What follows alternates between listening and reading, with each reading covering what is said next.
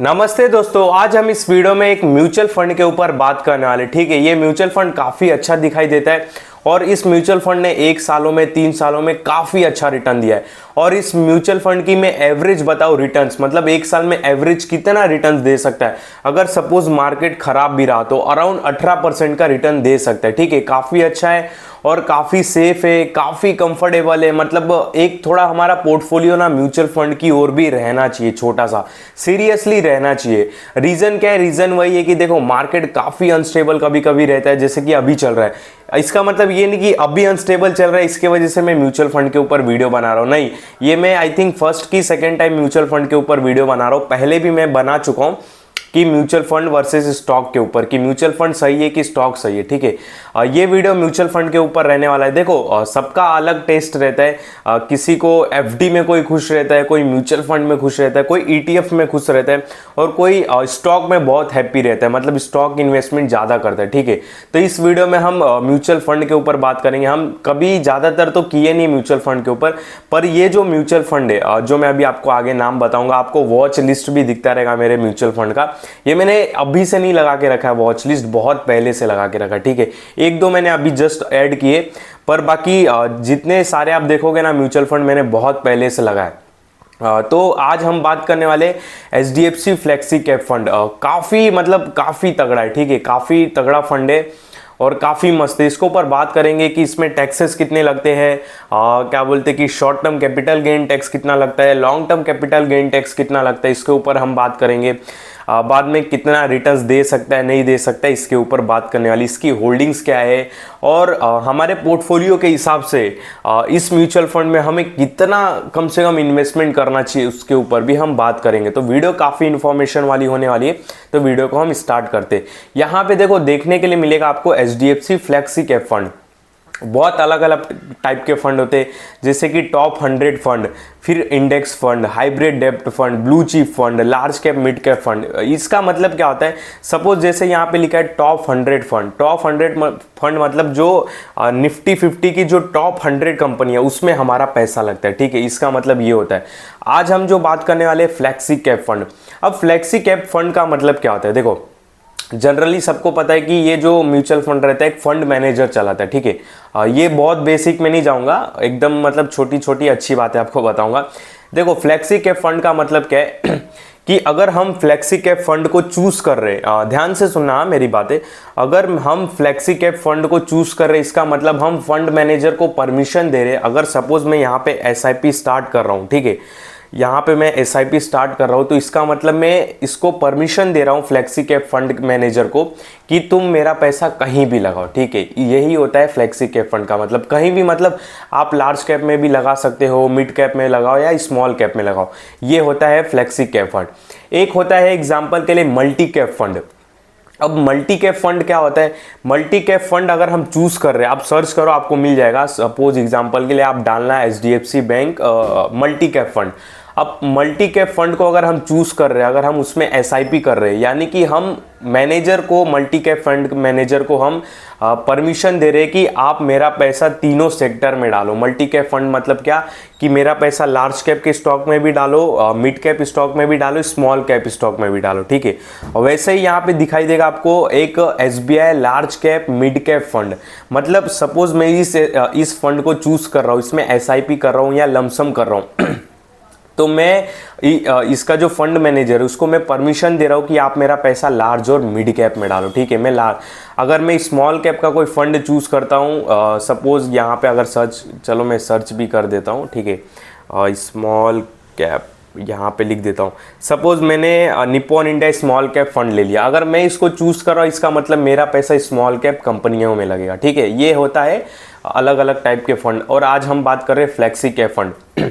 तो flexi cap fund में क्या होता है कि फंड मैनेजर को पूरी छूट रहती है कि आप मेरा पैसा कहीं भी डालो पर मुझे अच्छे रिटर्न्स दिलाओ। ठीक है, कहीं भी मतलब कहीं भी डालो, लार्ज कैप में डाल दो पूरा पैसा या स्मॉल कैप में डाल दो या मिड कैप में डालो, ये होता है flexi cap fund.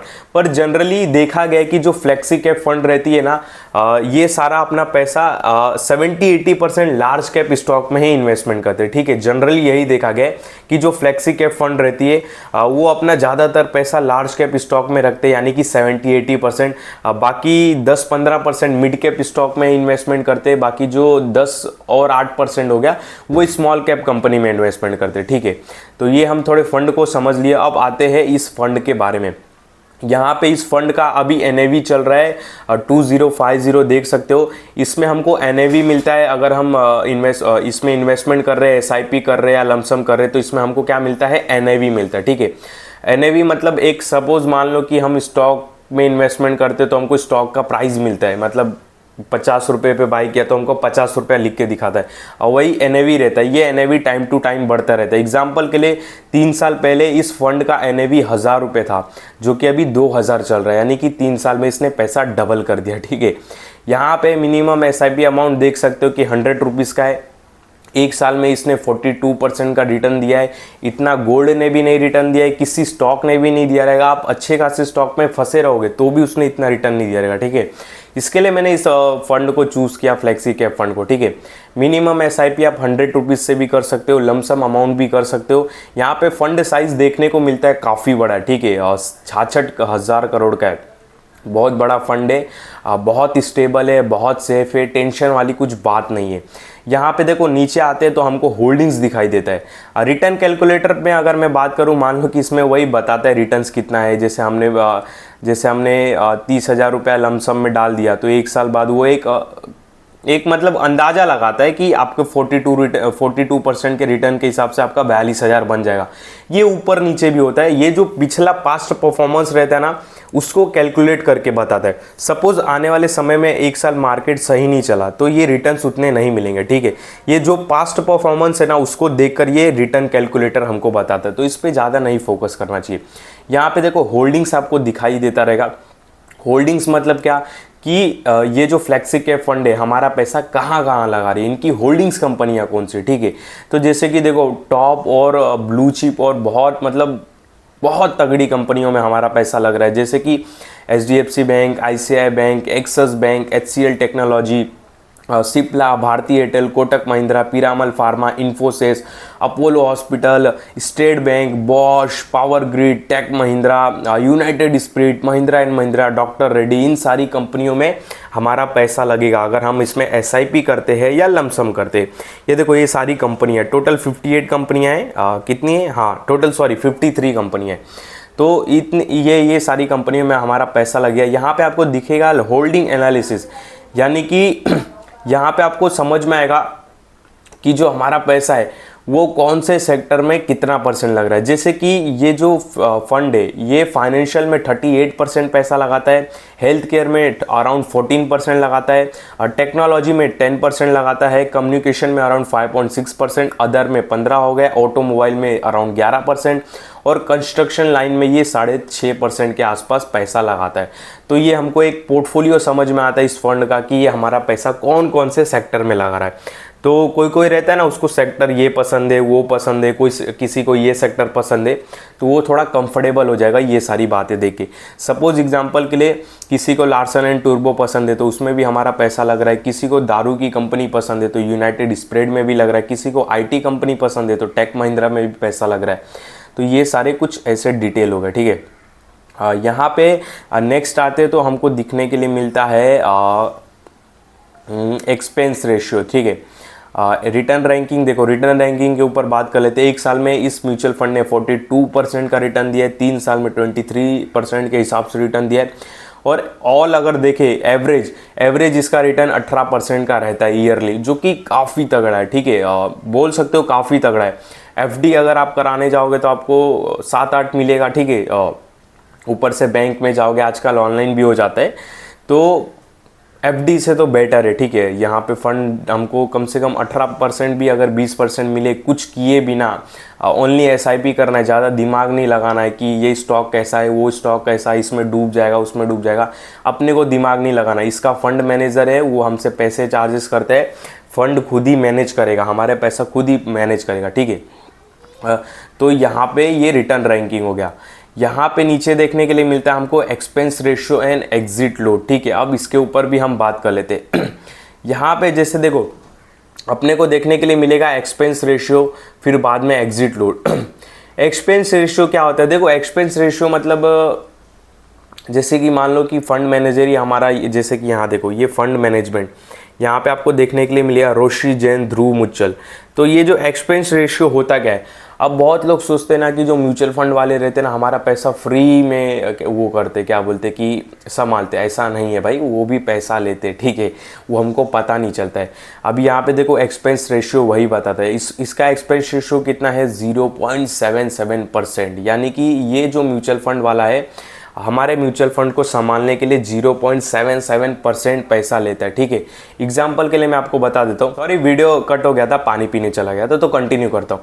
Expense ratio देखो होता क्या, एग्जाम्पल के लिए मैं बताता हूँ, ये बहुत ही कम अमाउंट होता है। अगर मान लो कि ये डेली बेस पे होता है, ये 0.77 जो परसेंट है ना उसको आप 365 से डिवाइड कर दो, तो जो परसेंट निकल के आता है वो डेली चार्जेस करते हैं हमारे SIP अमाउंट में, ठीक है। सपोज मान लो कि टोटल हमारा इन्वेस्टमेंट साल का 30,000 है, तो 30,000 पे हमको एक्सपेंस रेशियो कितना देना पड़ेगा साल का 0.77%, जो कि बहुत ही कम रहता है, ठीक है। अगर हम डे के हिसाब से देखें तो ये 1 रुपया 50 पैसे 2 रुपया ऐसे निकल के आता है, तो इस पे ज़्यादा नहीं फोकस करना है।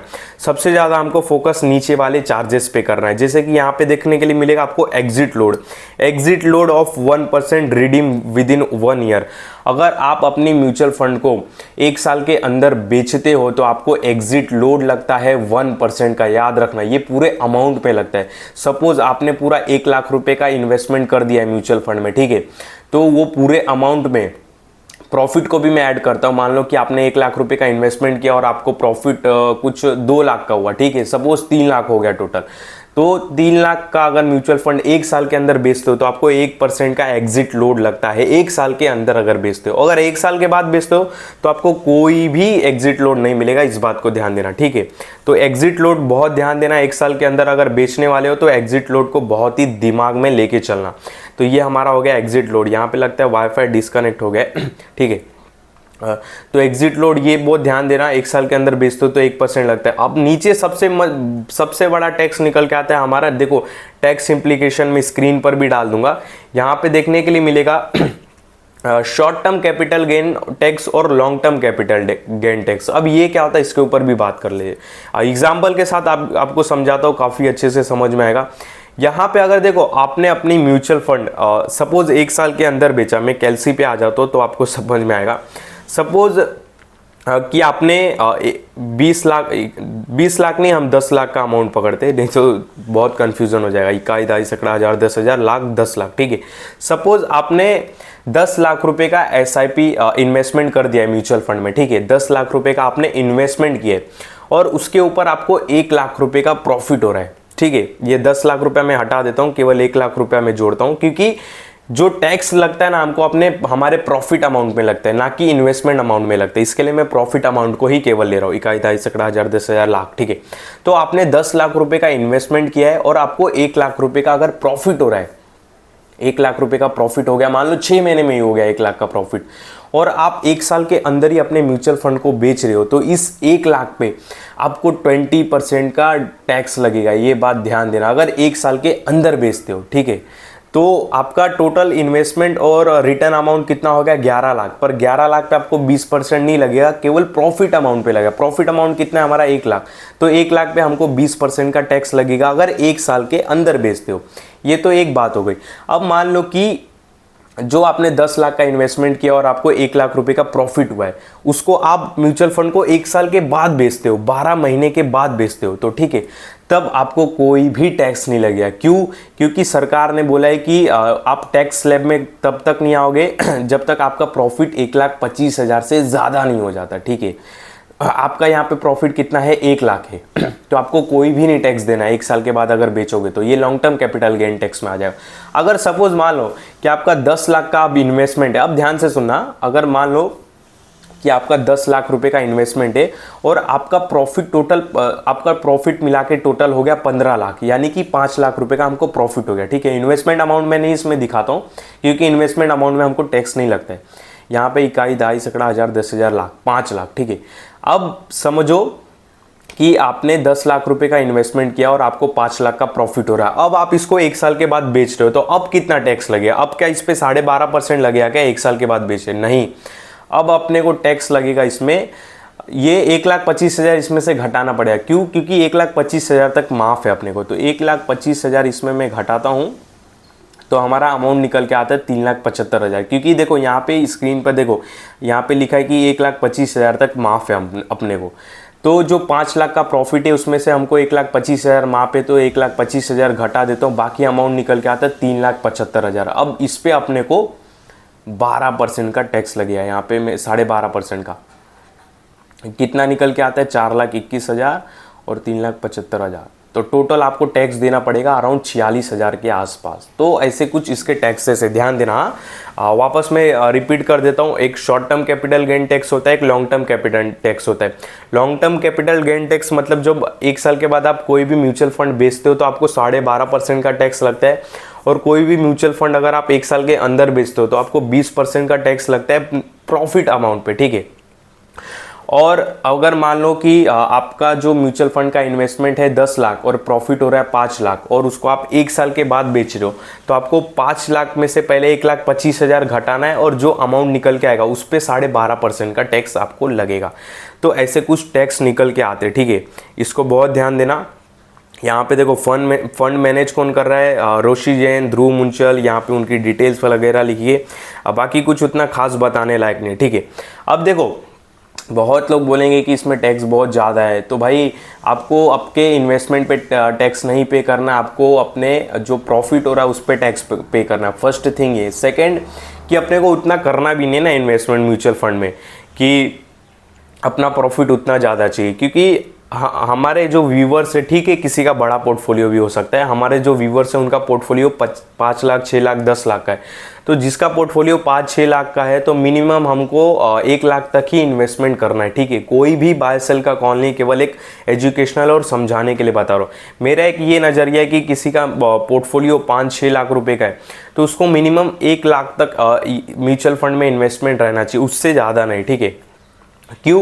क्योंकि अभी अपनी उतनी उम्र नहीं है, तो हम रिस्क ले सकते स्टॉक पे, हम खुद स्टॉक सिलेक्ट कर सकते हैं। म्यूचुअल फंड इसलिए हम ले चूज़ कर रहे हैं कि हमारा थोड़ा पोर्टफोलियो मैनेज रहेगा, स्टेबल रहेगा, ठीक है। इसमें हमारा पैसा ज़्यादा अप एंड डाउन नहीं होएगा, इस बात को याद रखो। और ये जो फ्लेक्सी कैप है ना, इसमें हम लमसम भी कर सकते हैं। रीज़न क्या है, बहुत लोग एसआईपी के लिए बोलते सही है, ठीक है, एसआईपी बहुत सही है, पर इसमें हम लमसम भी चूज़ करते। क्यों?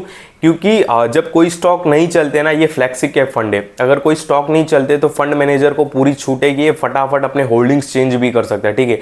मिड कैप से लार्ज कैप में लगा देगा पैसा, लार्ज कैप से स्मॉल कैप में लगा देगा, स्मॉल कैप से मिड कैप में लगा देगा। यही होती है फ्लेक्सी कैप की खासियत, और इसके लिए इतना ये अच्छा रिटर्न देता है।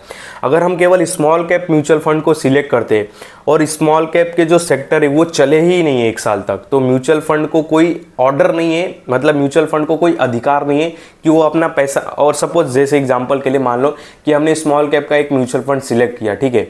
अब 1 साल तक स्मॉल कैप का सेक्टर चला ही नहीं, तो अपना स्मॉल कैप का म्यूचुअल फंड भी नहीं चलेगा, ठीक है। और उसको कोई अधिकार भी नहीं कि स्मॉल कैप से पैसा उठा के वो लार्ज कैप में चला दे, अगर लार्ज कैप का सेक्टर चल रहा है, नहीं, उसको ये अधिकार नहीं। अगर वो स्मॉल कैप का एक म्यूचुअल फंड है तो उसको स्मॉल कैप में ही कंपनी में पैसा लगाना है, ठीक है। अगर मिड कैप वाला म्यूचुअल फंड है तो मिड कैप में ही लगाना है। ऐसा नहीं कि यहाँ पे लार्ज कैप सेक्टर चलने लगे तो मिड कैप से निकाले और के लार्ज कैप में डाल दे, नहीं, ऐसा नहीं है।